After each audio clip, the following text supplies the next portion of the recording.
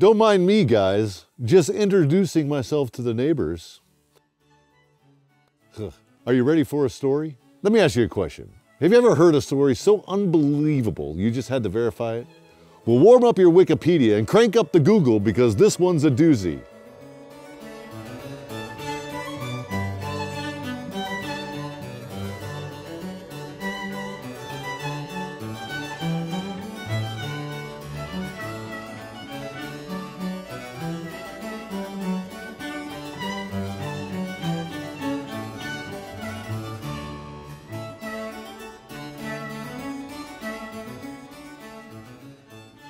As stories go, Benjamin F. Wilson defies any and all laws of reasonable boundaries. I mean, this guy was nominated for the Medal of Honor twice in 1 week of fighting in a war that even veterans of World War II called a grim conflict.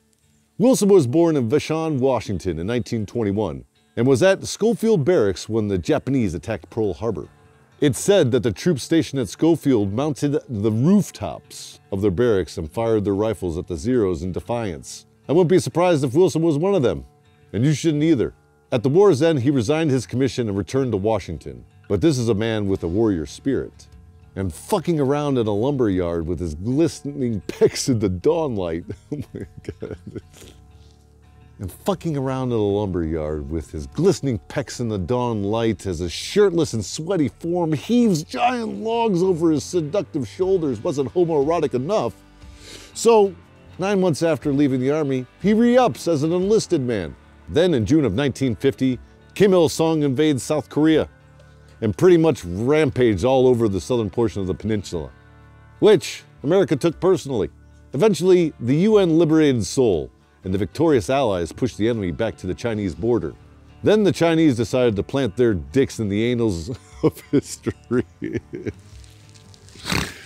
Fucking China.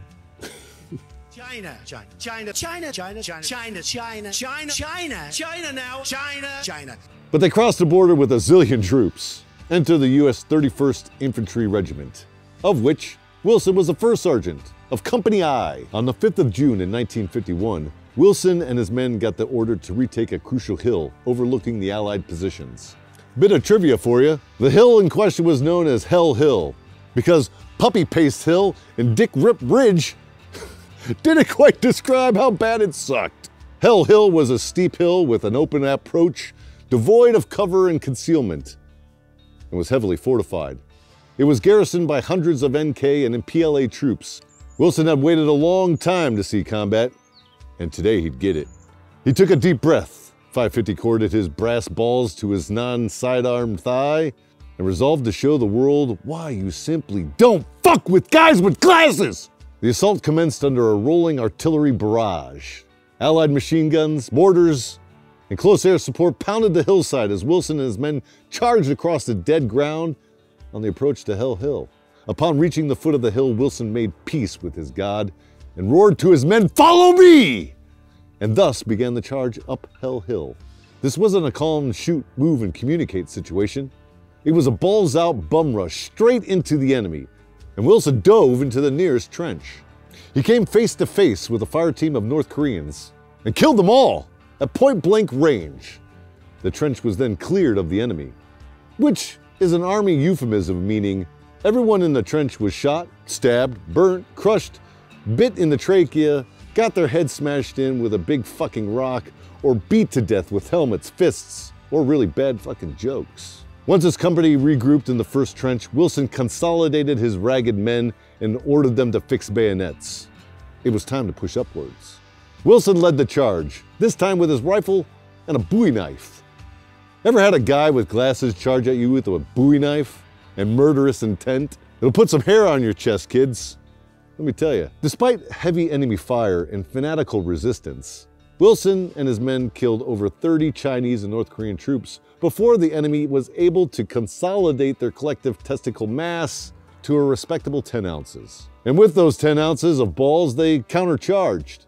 And here's where it absolutely gets shit nuts. Wilson charges them right back, rushing their attack with his rifle and grenades, killing 7 more dudes, wounding several, and ultimately halting the momentum of the enemy attack. By himself! Oh, We're nowhere near done though. Wilson got his absolutely smoked guys together for a third charge. They got within 20 yards of the third objective when Wilson was wounded. Wilson's men grabbed him and started pulling him back from the fight. But even though he was seriously wounded, Wilson still laid down covering fire for his troops as they pressed the attack. Okay, so at this point, Wilson could, holy shit, that's hot. Okay, so at this point, Wilson could go ride a morphine train all the way back to America and know he was an absolute badass who did his part. But as he was being carried down the hill, bleeding and hurting, he heard the company CO and the first platoon leader were incapacitated or dead, and the company was getting shot to pieces. So this absolute fucking badass got out of the fucking stretcher in obvious pain and started heading back up the hill without saying a single word. He was going back up to lead his men. Wilson grabs a new rifle and wades into the most ferocious point of contact with the enemy, shooting, bayoneting, and stabbing like a madman. Eyewitnesses confirmed that he had killed at least 3 men with a knife before a Chinese soldier managed to disarm Wilson. So he grabbed his entrenching tool and proceeded to beat the 4 men to death. You know how hard it is to end a whole man's life with a goddamn entrenching tool? It takes better than the average upper body strength, hand-eye coordination, stamina, and a heart as dark as a recruiter's promise. But that was pretty much the end of the assault for that day. The men were spent, the ammunition was gone. There was no water left. The order to withdraw was issued. His action that day caused, have some fucking discipline, man. His actions on this day caused his command to recommend First Sergeant Wilson for the Medal of Honor, which he more than earned. The fighting on and around Hell Hill carried on for days. Despite surviving 2 gunshot wounds and single-handedly killing at least 18 dudes with anything from explosives to knives and shovels, Wilson was back at it. Company I was advancing against heavily fortified enemy positions when the sheer volume of fire forced the men to seek cover. Wilson single-handedly charged forward against the enemy emplacements. Again! Wounded, fucked up. Can you believe this shit? Completely exposed to the enemy's concentrated fire, he succeeded in killing 4 of the enemy and neutralizing a hostile bunker. His actions inspired his men, and they renewed their assault and secured the objective. He reopened the wound he suffered 4 days earlier and was finally evacuated to a hospital.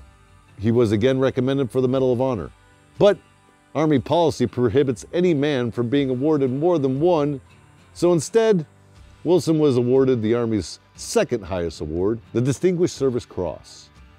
There are several lessons to be learned from this story, but if nothing else, next time you see a quiet accountant or a librarian, never forget appearances don't always define the man or woman. Don't get your favorite kidney removed by the quiet guy over a parking space. Sleep tight and stack bodies.